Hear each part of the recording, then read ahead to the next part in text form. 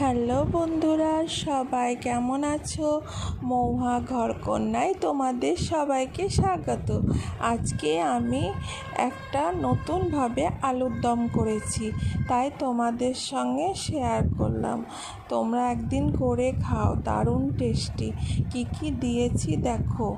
এর মধ্যে বাটার দিয়েছি, পেঁয়াজ বেটে দিয়েছি, আদা রসুন, কাঁচা পেঁয়াজ, টমেটো, কাঁচা লঙ্কা, তারপরে গুঁড়ো মশলা আছে সব রকম, অল্প চিনি, গুঁড়ো মশলা, হলুদ, লঙ্কা গুঁড়ো, লবণ, আর আলুটা কেটে রেখেছি।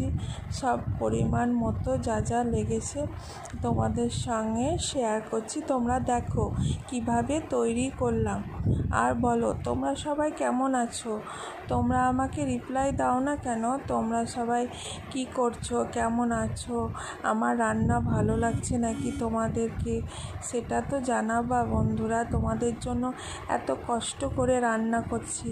তোমাদের ভালোবাসায় আমি অনেক বড় হতে চাই। তোমরা অনেক অনেক করে আমাকে ভালোবাসা দাও, আমার ভিডিও শেয়ার করো, এইসব তোমাদের সঙ্গে।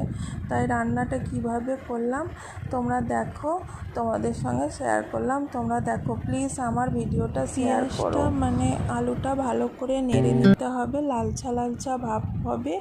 তখন এবার পেঁয়াজ বাটা, আদা রসুন বাটা, পেঁয়াজ কুচি, দুটো গোটা গোটা কাঁচা লঙ্কা, আর সব কিছু গুঁড়ো মশলা, হলুদ, লঙ্কা গুঁড়ো সব দিয়ে ভালো করে নেড়ে নিতে হবে।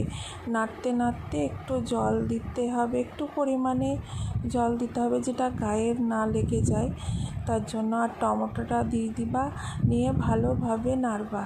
নাড়তে নাড়তে তখন একটু করে জল দিয়ে ভালো করে নেড়ে নেড়ে তখন ঢাকনা দিয়ে আলুটাকে সিদ্ধ করে দিবে।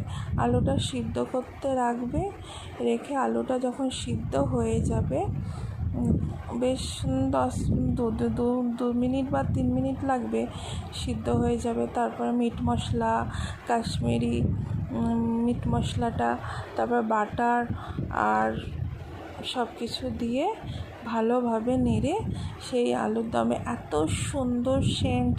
দেখো পরিবেশন করছি আলুর দমটা, দেখো কীরকম কালার এসছে, আর খাবে তো টেস্টি টেস্টি, ভুলবে না। দেখো সবাই বন্ধুরা কেমন হয়েছে দেখো।